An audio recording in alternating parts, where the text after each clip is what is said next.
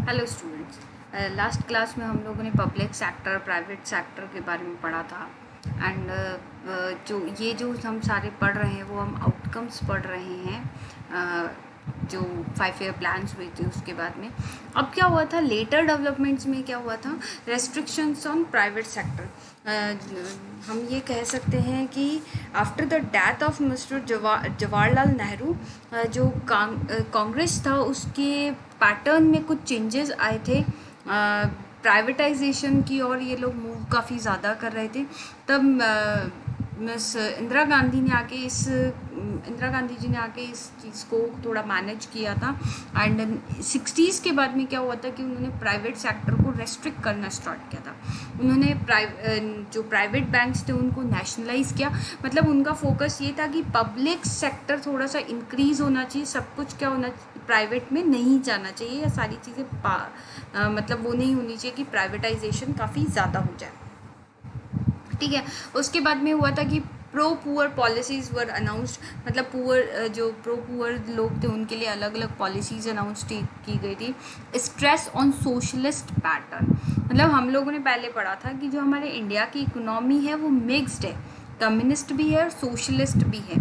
तो जब ये मिस्टर जो जवाहरलाल नेहरू थे उनकी डेथ के बाद में क्या हुआ था कि कांग्रेस का जो पैटर्न था वो चेंज हुआ था, और उस चेंज के चलते ही क्या हुआ था कि प्राइवेटाइजेशन काफ़ी बढ़ रहा था। तो इस चीज़ को स्टॉप किसने किया था? इंदिरा गांधी जी ने इसको स्टॉप मतलब काफ़ी हद तक कंट्रोल किया था। उन्होंने सोशलिस्ट पैटर्न को कंटिन्यू किया था। उन्होंने कहा कि सोशलिस्ट पैटर्न पे आगे होने चाहिए, इसलिए उन्होंने क्या किया, प्राइवेट सेक्टर को रेस्ट्रिक्ट किया था एंड बैंक्स को क्या नेशनलाइज किया था। Introduction of new economic policies in 1991 and 1991 के टाइम पर क्या हुआ था, इन्होंने नई इकोनॉमी पॉलिसीज वो करी थी, इंट्रोड्यूस करी थी। ऑलमोस्ट 1950 से लेके 1980 तक जो हमारी इकोनॉमी ने ग्रोथ किया था वो 3 to 3.5% तक ग्रोथ किया था। और इस टाइम पीरियड में क्या हुआ था कि पब्लिक सेक्टर इंक्रीज भी हुआ था।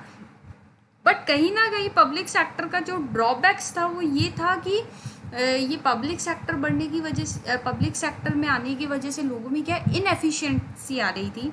इनएफिशिएंसी के साथ में जो करप्शन था वो काफ़ी हद तक क्या हो रहा था, इंक्रीज़ हो रहा था। ये बहुत बड़ी प्रॉब्लम पब्लिक सेक्टर के साथ में थी। और ये जो प्रॉब्लम है वो काफ़ी ज़्यादा रहती है पब्लिक सेक्टर के साथ में। अब क्या था कि ये जब पब्लिक सेक्टर जब इंक्रीज हुआ था, ठीक है, प्राइवेट सेक्टर चल रहा था। प्राइवेट सेक्टर में क्या होता है, दोनों जो प्रॉब्लम्स है, मतलब अगर कंप्लीट प्राइवेटाइजेशन में जावे तो प्रॉब्लम ये आती है कि जो ओनर्स होंगे वो सिर्फ खुद का बेनिफिट देखेंगे, उन्हें अदर के बेनिफिट से कोई मतलब नहीं होगा।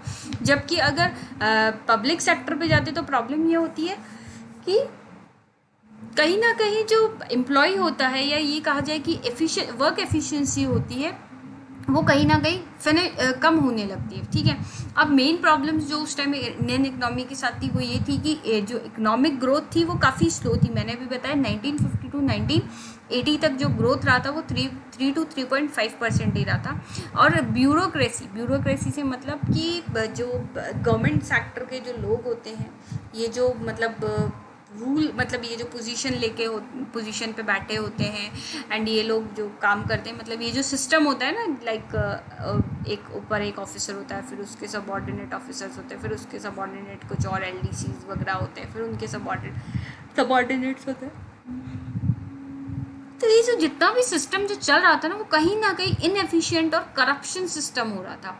और ब्यूरोक्रेसी पे लोगों का जो फेथ था वो फिनिश हो गया था, कि उनको लगने लग गया था ये जो ब्यूरोक्रेसी वाला जो सिस्टम है ये कहीं ना कहीं रॉन्ग है, ये करप्टेड है सिस्टम। और आज भी है एक्चुअली, अगर हम ये चीज़ नोटिस करें तो ठीक है, आज कुछ कम है, पर कहीं ना कहीं ये जो ब्यूरोक्रेसी वाले सिस्टम से क्या है, लोगों का बिलीव उठ चुका है। ठीक है, अब इन सब के चलते इस बीच में क्या हुआ था कि जब हमारा ये चल रहा था, मतलब ये जो डेवलपमेंट रिलेटेड जितनी भी चीज़ें चल रही थी, तब एक बॉडी इस्टेब्लिश की गई थी, एक काउंसिल को इस्टेब्लिश किया था इंडियन गवर्नमेंट ने। ये तुम्हारे मतलब पहले इतना डिटेल में नहीं था ये टॉपिक। इस ईयर ये काफ़ी डिटेल में आया है, ये एंड नीति आयोग, ये दोनों काफ़ी डिटेल में आए हैं। तो अब हम इसको पढ़ेंगे। मतलब अभी तक हमने क्या क्या पढ़ लिया इसके अंदर, कि जो हमारे 5 ईयर्स के प्लान बने थे। फर्स्ट की जो हमारा इंडिया है, इंडिया ने कौन सी इकोनॉमी को अडॉप्ट किया। इंडिया ने अडॉप्ट किया मिक्स्ड इकोनॉमी को, कैपिटलिस्ट भी होनी चाहिए और सोशलिस्ट भी होना चाहिए। उसके बाद में हमने पढ़ा था 5 ईयर प्लान्स के बारे में। हमने इसमें दो 5 ईयर के प्लान्स पढ़े। फर्स्ट वाले में जो था उसमें स्लो ग्रोथ पर स्ट्रेस किया गया एंड जो एग्रीकल्चर डेवलपमेंट है उसके ऊपर स्ट्रेस किया गया। सेकंड जो था, जो सेकंड 5 ईयर प्लान था, उसके अंदर इंडस्ट्रियलाइजेशन को काफ़ी फोकस किया गया एंड फास्ट ग्रोथ के लिए फोकस किया गया था। इन सब के चलते कुछ कंट्रोवर्सीज भी थी। वो controversies agriculture and industrial department, agriculture industrialist की थी। और दूसरा जो था वो था पब्लिक सेक्टर और प्राइवेट सेक्टर। प्राइवेट सेक्टर से कहीं ना कहीं, ठीक है, इन सब के चलते एक लैंड रिफॉर्म की जो फैसिलिटी थी वो काफ़ी अच्छी, मतलब लैंड रिफॉर्म में कहीं ना कहीं जो स्मॉल पीजेंट्स थे उनके लिए बेनिफिट था। पर ये पब्लिक सेक्टर और प्राइवेट सेक्टर की वजह से कहीं ना कहीं कुछ प्रॉब्लम्स क्रिएट हो रही थी। ठीक है, अब क्या हुआ था कि ठीक है, हमारे यहाँ प्लान्स बनने लग गए, 5 ईयर प्लान्स बने, 5 ईयर प्लान एग्जीक्यूट भी हुए। पर इन 5 ईयर प्लान्स को फोकस करने के लिए, इससे रिलेटेड डिसीजन लेने के लिए एक बॉडी स्टैब्लिश की गई, जिसे कहा गया नेशनल डेवलपमेंट काउंसिल। ये एक एग्जीक्यूटिव बॉडी थी, कॉन्स्टिट्यूशनल और स्टैटरी बॉडी नहीं थी ये। ठीक है, इसे कब इस्टेब्लिश किया गया? 1952 में। अब एक होता है कॉन्स्टिट्यूशनल बॉडी। क्या होता है कॉन्स्टिट्यूशनल बॉडी? वो होता है जो कि जिसको कॉन्स्टिट्यूशन में जो चीज़ मेंशन करी हुई है, that is called constitutional body. And statutory body वो होती है कि जिसे पार्लियामेंट ने अप्रूवल करके एक बनाया। पर ये एक एग्जीक्यूटिव बॉडी थी, मतलब ये एक मतलब इसका कहीं मेंशन नहीं था, बस इसे गवर्नमेंट ने एक इसलिए इस्टेब्लिश किया था कि ये कहीं ना कहीं कुछ ये जो 5 ईयर रिलेटेड प्लान है उनको इस्टेब्लिश कर सके। It is advisory body to the planning commission. जो प्लानिंग कमीशन था, जो 5 ईयर प्लान्स जो प्लान किया करते थे, उस जो वो डिपार्टमेंट था प्लानिंग कमीशन, उसके लिए एडवाइजरी बॉडी था। क्या था? National Development Council. ये एक तरह से सिर्फ एडवाइजरी बॉडी था। It is the apex body to take decision on matter related to approval of 5 year plans of the country. Means ये एक एपिक्स बॉडी था। Apex body means highest body. जैसे आज हम कहते हैं कि हमारे यहाँ जुडिशरी में जो हाईएस्ट बॉडी है वो क्या है? Supreme Court. Similarly apex body means जो मतलब हाईएस्ट पावर जो होती है, दैट इज उसको कहा जाता है एपिक्स बॉडी। तो जो प्लानिंग कमीशन के जो 5 ईयर के प्लान बनते थे, उन 5 ईयर प्लान्स के से रिलेटेड जितने भी अप्रूवल्स होते थे वो कौन देता था? एनडीसी देता था। Really sorry student. अब ये जो एनडीसी था, इस prime minister is the ex officio chairman of the NDC. Ex officio chairman means जो उस पोस्ट पे उस टाइम होगा वही उसका चेयरमैन होगा। मतलब ये नहीं है कि जैसे आज, ठीक है, एक पहले हमारे मनमोहन सिंह जी थे हमारे जो प्राइम मिनिस्टर थे। तो पहले एनडीसी के जो चेयरमैन थे वो कौन होते थे? वो मनमोहन सिंह थे। अब जब से नरेंद्र मोदी जी आए हैं तो वो जो चेयरमैन है, या हम कह सकते हैं चेयरपर्सन है, वो कौन है? ये मिस्टर नरेंद्र मोदी जी। ठीक है, तो ये हमारा नेशनल डेवलपमेंट जो काउंसिल था, ये चीज़ मतलब इस्टेब्लिश की गई थी। अब इसके ऑब्जेक्ट्स क्या क्या थे? To strengthen the effort and resources of the nation is support of the plan. मतलब कि रिसोर्सेज को यूज़ करने का जो सिस्टम था, effort and resources of the nation support the plan.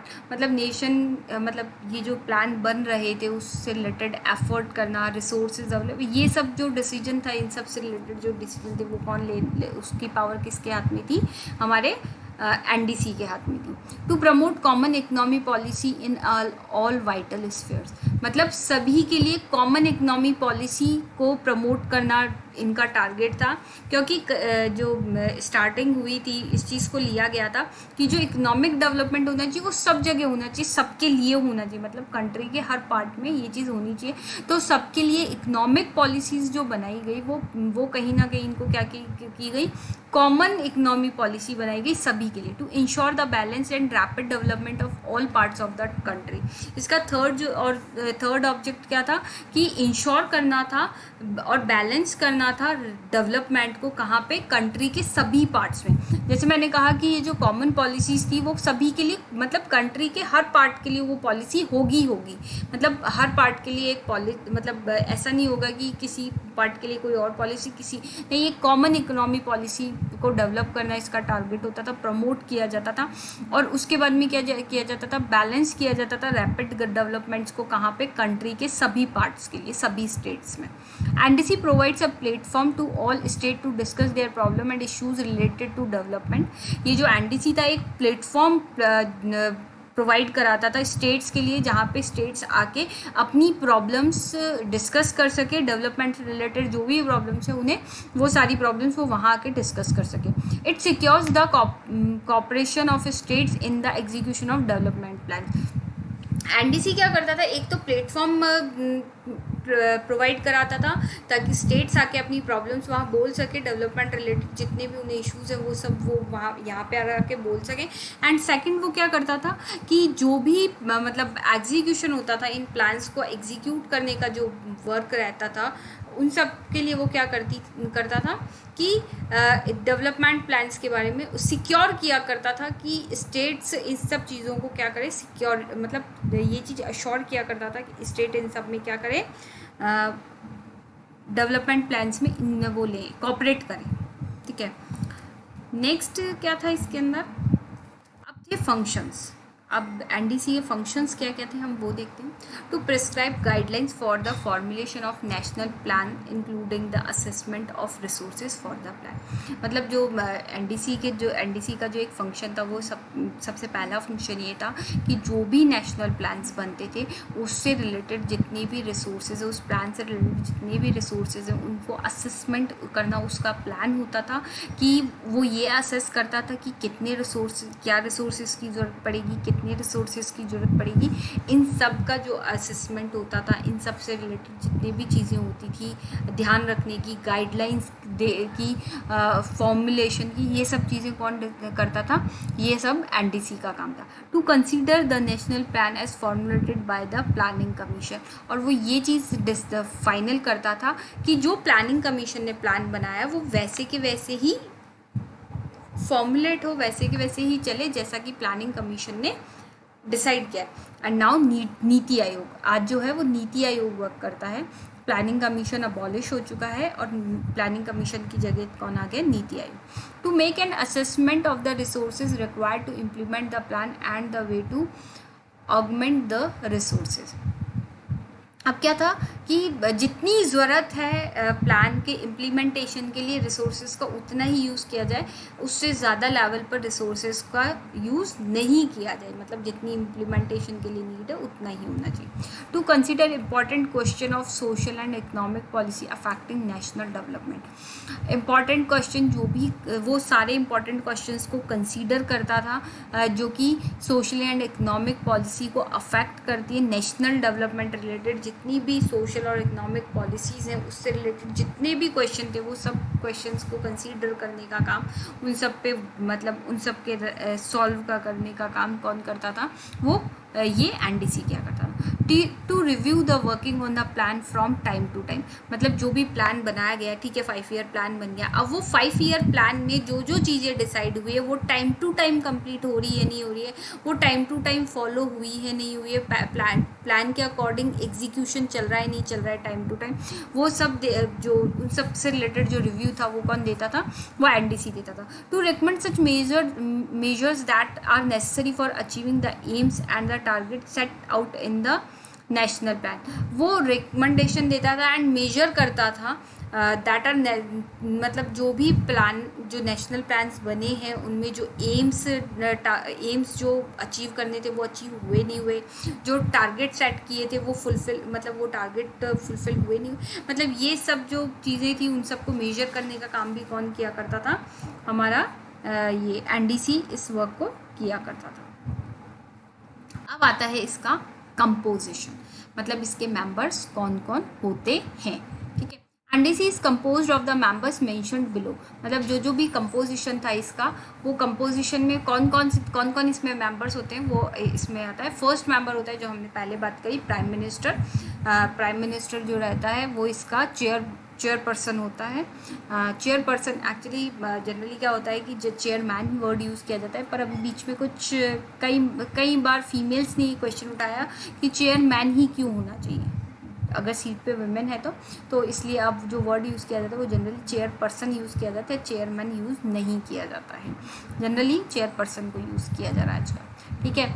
और अगर डेप्यूटी प्राइम मिनिस्टर है, अगर इन कंडीशन अगर डेप्यूटी प्राइम मिनिस्टर भी है, जैसे कई बार क्या होता है prime minister and deputy prime minister दो होते हैं, जैसे अभी राजस्थान में जो चीज़ चल रही है उसमें chief minister and deputy chief minister mister Ashok Gehlot हैं, और जो डेप्यूटी चीफ मिनिस्टर है वो है कौन है, सचिन पायलट, ठीक है। तो उसके अंदर क्या है कि जो प्राइम मिनिस्टर होता है ना, कई बार प्राइम मिनिस्टर के साथ में डेप्यूटी प्राइम मिनिस्टर भी होते हैं, तो जो अगर डेप्यूटी प्राइम मिनिस्टर है तो डेप्यूटी प्राइम मिनिस्टर भी इस एनडीसी का मेंबर होगा ही होगा। ऑल कैबिनेट मिनिस्टर, जितने भी कैबिनेट में जितने भी मिनिस्टर्स हैं वो सब इसके मेंबर्स होंगे। The chief ministers of all states, जितने भी स्टेट्स के चीफ मिनिस्टर्स हैं वो सब किसके मेंबर होंगे, इस एनडीसी के मेंबर होंगे। The member of planning commission में जितने भी मेंबर्स होते हैं वो सब किसके मेंबर होते हैं, इस एनडीसी के मेंबर होते हैं। Administration of all union territories, मतलब जो एडमिनिस्ट्रेशन डिपार्टमेंट होता है यूनियन टेरिटरीज़ में चीफ मिनिस्टर नहीं होता है, तो वहाँ पर जो भी हायर अथॉरिटीज़ होते हैं, जो वहाँ पे जो एडमिनिस्ट्रेशन होता है वो भी इसका क्या होता है, वो भी इसके मेंबर्स होते हैं। The secretary of the planning commission is also the secretary of the NDC, मतलब जो प्लानिंग कमीशन का जो सेक्रेटरी होगा वही एनडीसी का भी सेक्रेटरी होगा, ये फिक्स रहता है। मतलब प्राइम मिनिस्टर फिक्स है इसके अंदर, प्राइम मिनिस्टर इसका चेयरपर्सन होगा, डेप्यूटी प्राइम मिनिस्टर है तो डेप्यूटी प्राइम मिनिस्टर भी इसका मेंबर होगा, जितने भी कैबिनेट मिनिस्टर्स हैं वो सब इसके एनडीसी के मेंबर मतलब कंपोजिशन में मतलब मेंबर्स होते हैं, और जितने भी स्टेट्स हैं उनके जितने जो भी चीफ मिनिस्टर्स हैं वो सब इसके पार्ट होंगे एनडीसी के, एंड जितने भी प्लानिंग कमीशन के जितने भी मेंबर्स हैं वो सब भी किसके पार्ट होंगे, इस एनडीसी के। एंड यूनियन टेरिटरीज़ का जो एडमिनिस्ट्रेशन है वो भी किसका पार्ट होगा, इस एनडीसी के पार्ट, मतलब एनडीसी में मेंबर्स होंगे। और जो इसका जो सेक्रेटरी होता है प्लानिंग कमीशन का सेक्रेटरी और एनडीसी का सेक्रेटरी सेम होता है, ये अलग अलग नहीं होते हैं। अब आता है हमारा नीति आयोग। नीति आयोग क्या हुआ था, पहले प्लानिंग कमीशन था, प्लानिंग कमीशन को अबॉलिश करके क्या बनाया गया, नीति आयोग बनाया गया, ठीक है। National institute for transforming India, planning commission का अब नया नाम क्या है, या ये कह लो कि अब जो डिपार्टमेंट है उसका नाम है national institution for transforming India. 15 August 2014 prime minister Narendra Modi talk about the abolition of the planning commission, मतलब 15 अगस्त 2014 में जब नरेंद्र मोदी जी जब इस पे रेड फोर्ट पे जब फ्लैग होस्टिंग करे थे, after the flag hosting speech उन्होंने कहा था कि ये जो प्लानिंग कमीशन है उसको अबॉलिश करने की बात जो उन्होंने सबसे पहले कही थी वो वहीं कही थी। Then NITI Aayog was constituted in place of planning commission on 1 जनवरी 2015, और फिर प्लानिंग कमीशन को अबॉलिश करके जो नया आया वो था नीति आयोग, और ये कब से आया, 1 जनवरी 2015 से, with the objective of providing the necessary and technical advice of the union government regarding policy making at the central and state level. मतलब ये एक तरह से इसका जो ऑब्जेक्ट था वो ये था कि जो भी नेसेसरी और टेक्निकल एडवाइस है यूनियन मतलब सेंट्रल गवर्नमेंट को देना है, अगर किसी भी पॉलिसी से रिलेटेड, स्टेट लेवल पॉलिसी हो या सेंट्रल लेवल की जो भी पॉलिसीज़ हैं, इनसे रिलेटेड जो भी एडवाइस है, टेक्निकल रिलेटेड हो, नेसेसरी किस किस चीज़ की ज़रूरत है, ये सब चीज़ें बताने का काम किसका होता है, नीति आयोग का होता है। The prime minister of India is the ex officio chairman of NITI Aayog and he appoints the vice chairperson of the NITI Aayog. Planning commission जो हमारा एनडीसी है उसके जो चेयरपर्सन होते हैं वो भी कौन होते हैं, प्राइम मिनिस्टर होता है। एक्स ऑफिशियो से मतलब होता है जो उस वक्त है, ऐसा नहीं है कि ठीक है ये आ गया तो ये ही रहेगा, नहीं, जो उस वक्त प्राइम मिनिस्टर होगा वो इसका ऑटोमेटिकली नीति आयोग का चेयरपर्सन होगा। अगर गवर्नमेंट चेंज होती है और प्राइम मिनिस्टर चेंज होता है तो नीति आयोग का भी जो चेयरपर्सन है वो भी चेंज हो जाएगा। ऐसा नहीं होगा जो पहले जो प्राइम मिनिस्टर है वो आके बैठ गया और वही कंटिन्यू नीति आयोग का वो चलेगा, मतलब क्या कहते हैं, नीति आयोग का चेयरपर्सन होगा, ऐसा पॉसिबल नहीं है।